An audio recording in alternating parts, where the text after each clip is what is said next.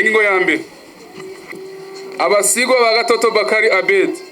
baserukiwe na Nzorirenga Jawabu na Amini Bakari barakomora ibitongo ryose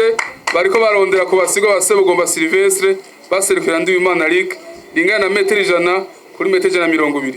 Iryo tongo ripimwa hafashwe imetero 72 z'ubukika kuri metero 137 z'uburebure umanuka akabarabara kari ku ruzitiro rw'inyubako ya Diyoseze Muyinga.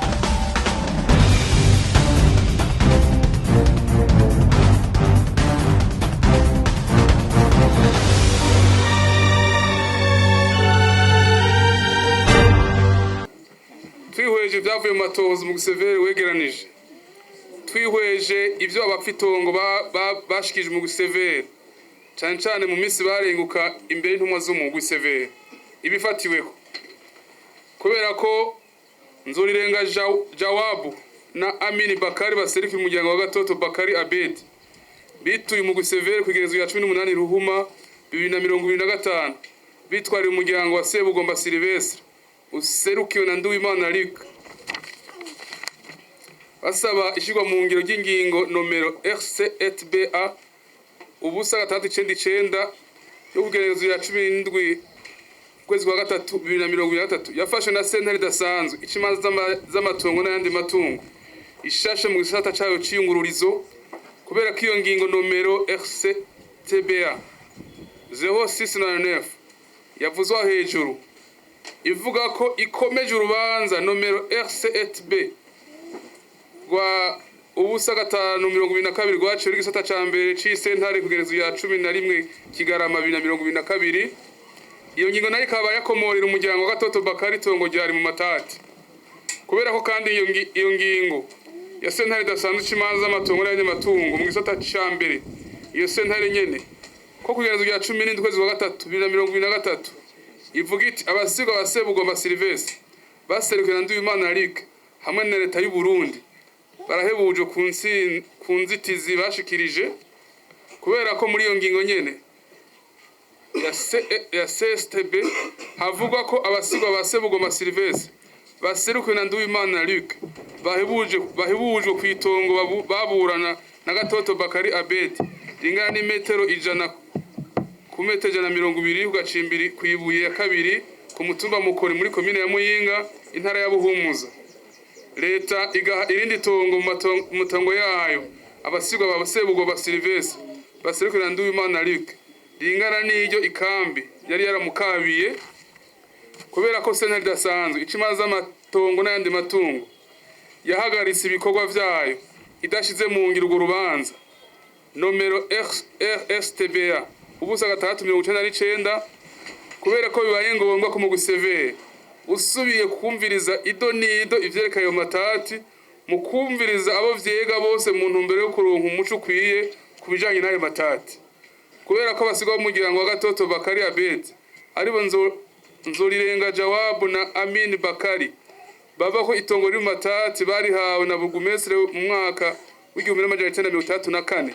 rikaba ripima metero 120 nkuko biboneka ku rupapuro ndangatongo umuryango werekanye acte de notoriété délivré en 1964 kubera ko basigwa ba Gatoto Bakari Abed baba ku mwaka w'1935 uwitwa Butimbiri umuganga w'ibitungwa wa komine Muhinga ico gihe yaje gatera muri iyo tongo bari bahawe akatera ivyatsi maze umuryango kamwitwarira ku bajejwe intwaro kubera ko umunyamabanga wa leta y'ingoma y'u Burundi yahavuye yandikira ugwandika nomero 100 agakwego 130 agakoni 81 yandikira umucamanza sentare y'intango ya Muhinga kugeza ya 14 ukwezi kwa gatanu 1935 amusaba gutorera inyishu ico kibazo caho uwo Butimbiri iyadukije agatera ivyatsi mu murima wa Gatoto Bakari Abed kubera ko babandanya bavuga ko inyuma y'ugo rwandiko Butimbiri atasubiye kuharangurira imirimo kandi yaciye akuramwo ivyo vyatsi itongo rigashikira abari barigabiwe aribo umuryango wa Gatoto Bakari Abed kubera ko umuryango wa Gatoto Bakari Abed wahavuye uhunga mu gwimo bwo mwaka w'1972 itongo barisiga ngaho bakaza guhunguka mu mwaka w'1977 kubera ko umuryango uvuga ko mu gihe uhungukiye itongo bagumye baribona maze bagasanga ahubwo iyo tongo ririmo umuryango wa Sebugomba Sylvestre mu mwaka w'1986 kubera ko bavuga ko igihe bahungukiye muri 77 batashoboye kuririma kuko bari bafise ubwoba kuko abari batumye bahunga ariho bari bakiri kubera ko mu rwandiko nomero 551 akaburungu 12 agakoni 1998 agakwego 1992 ko kwigerezo rya 31 Kigarama 1992 Buramatari wa Muyinga yandikiye mustanteri wa komine Muyinga amumenyesha ko hari abantu bariko bararima mu bwasi bw'umushingana Gatoto Bakari Abedi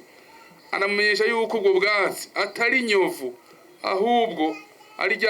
ari tongo rya Gatoto Bakari Abedi yahora ririma kubera ko muri iryo barwa Buramatari yasanye mustanteri wa komine Muyinga guhagarika kurima aho hantu hakabanza kuba kumvikanisha umuryango wa Gatoto Bakari Abedi n'umuryango wa Sebugomba Sylvestre wari kurarima iryo tongo kubera ko n'inyuma yaho umuryango wagumye witura abajejwe intwaro gushika naho bitura n'umugwi CNRS kubera ko kandi umuryango usigwa na Gatoto Bakari Abedi userukiwe na Nzorirenga Jawab na Amini Bakari nyuma yo tukwitura umugwi w'igihugu CNRS bahavuye bitura umugwi w'igihugu wari ujeje gutatura amatati y'amatongo n'andi matungo CNTB kubera ko CNTB mu ngingo yayo nomero REC 127 agakoni 2017 ukomora iryo tongo ryose riri mu matati abasigwa Gatoto Bakari Abedi baserukiwe na Nzorirenga Jawabu na Amini Bakari kubera ko uwitwariwe ariwe Nduwimana Luc aserukira umuryango wa Sebugomba Sylvestre yiregura avuga ko itongo atari nyaze ahubwo yari hawe n'ikambi y'igisirikare ya Muyinga iserukiwe n'uwarayirongoye mu mwaka w'1986 kubera ko Nduwimana Luc abandanya avuga ko yari kabiwe kubera ko ikambi itashaka kubana n'abene gihugu bakamutwara itongo ry'umuryango nawe bakamuha ahari amatati babanje kuganira amasezerano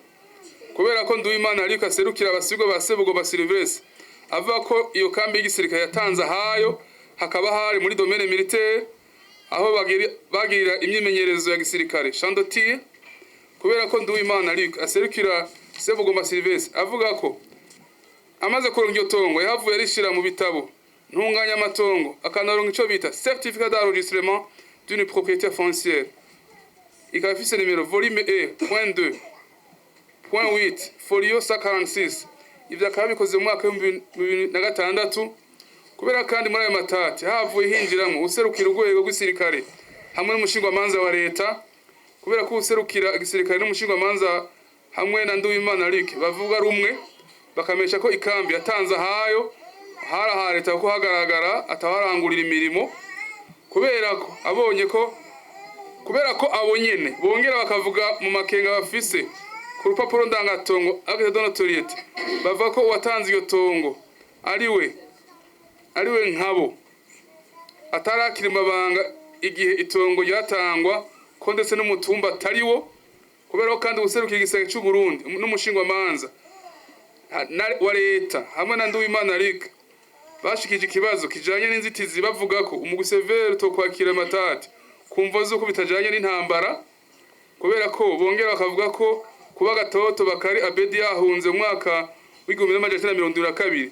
agahunguka mu 1977 yari kuba yarakurikiranye ibijanye n'iyo tongo ko igihe gihaciye ari kinini cyane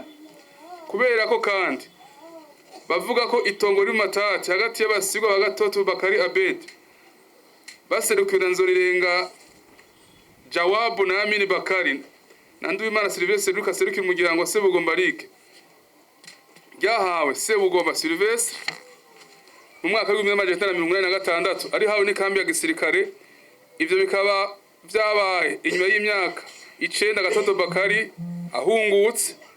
kubera ko basozera bavuga ko ahantu hari amatati hamye ari kibanza ca leta kuba rero ikambi gisirikare yo kumukoni Muyinga yarahakabiye Sebugomba Sylvestre ku gihe cy'itongo ryabo bari babatwaye atakibazo byotegerezwa gutera, kuko rero abasigwa Gatoto Bakari bohebuzwa kuri iryo tongo bakaja kumusenga ngo kuko aho hari mu matati ari kwibuye, kubera ko abagize umugwi severe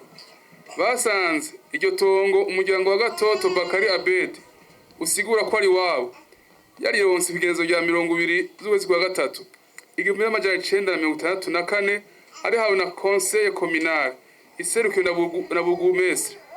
kandi ko yaciye aronka n'urupapuro ndangatongo ariko bita acte de notoriété rukaba rwarerekanywe wemeza ko ahawe itongo metero 120 kubera iyo acte de notoriété yahavuye ikemezwa n'umushikiriza manza kizigenza wa Republika y'u Burundi igihe yaheba kumukurikirana ku vyaha bari bamureze byo gukoresha urupapuro rwa magendo ariko acte de notoriété 31 kubera ko naho umuryango wa Sebugoma Sylvestre uhakana uno munsi ibijanye ni acte de notoriété yamaze guhabwa agaciro n'inzego z'ubutungane zibijejwe ko rero urwo rupapuro rutagira amahinyu, kubera ko abagize umugwi severe basanga Gatoto Bakari Abed yahawe itongo mu mwaka wa 1964 ikambi nayo ikahaza mu mwaka wa 1978,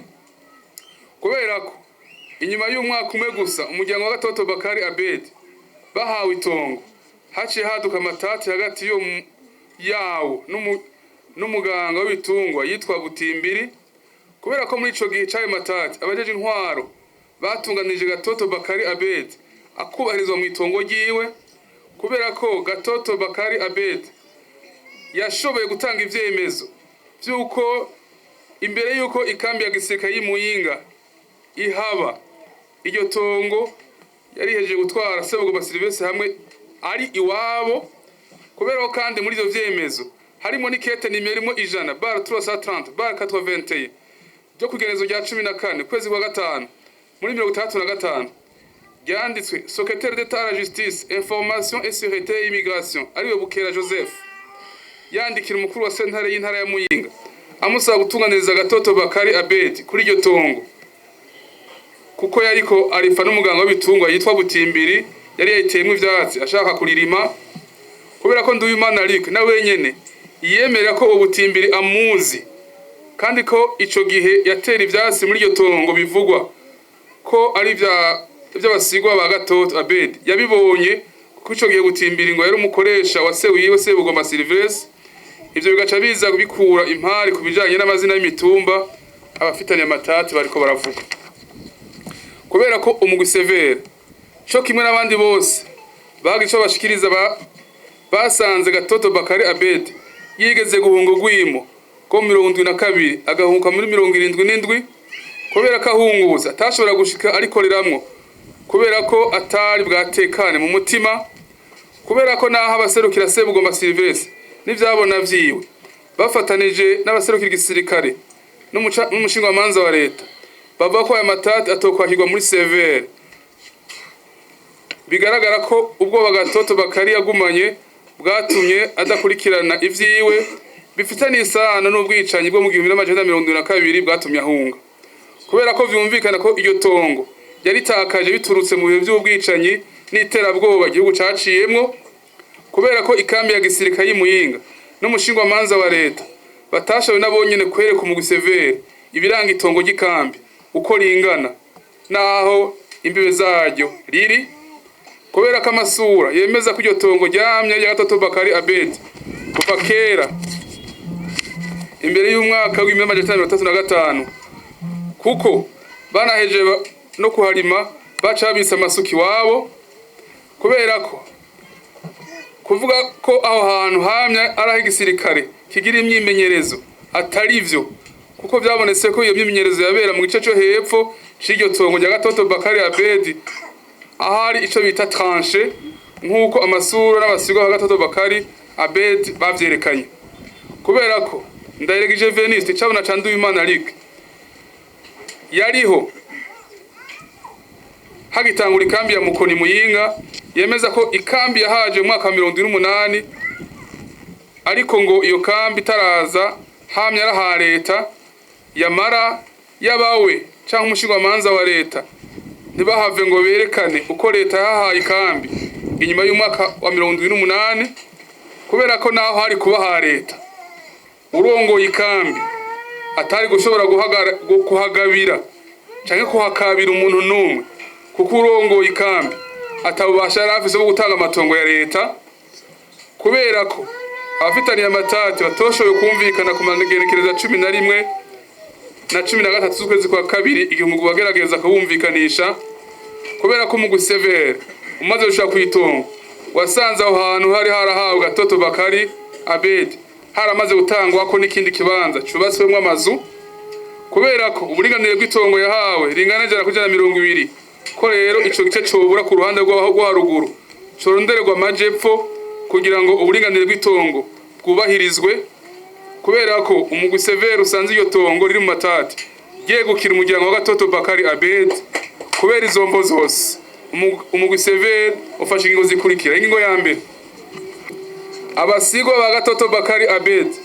baserukiwe na Nzorirenga Jawabu na Amini Bakari barakomora ibitongo ryose bariko barondera ku basigwa ba Sebugomba Silvestre baserukiwe na Nduwimana Luc ringana na metero 100 kuri metero 120.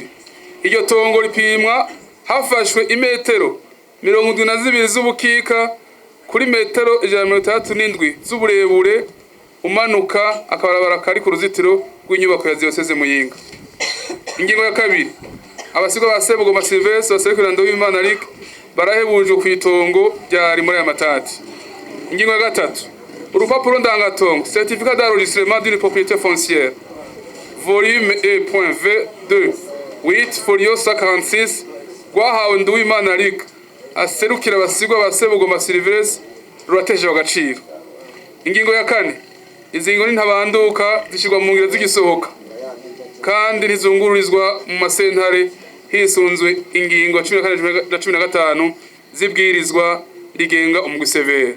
Ingingo ya gatanu, umugwi severe ni uje gushira mu ngiro izi ngingo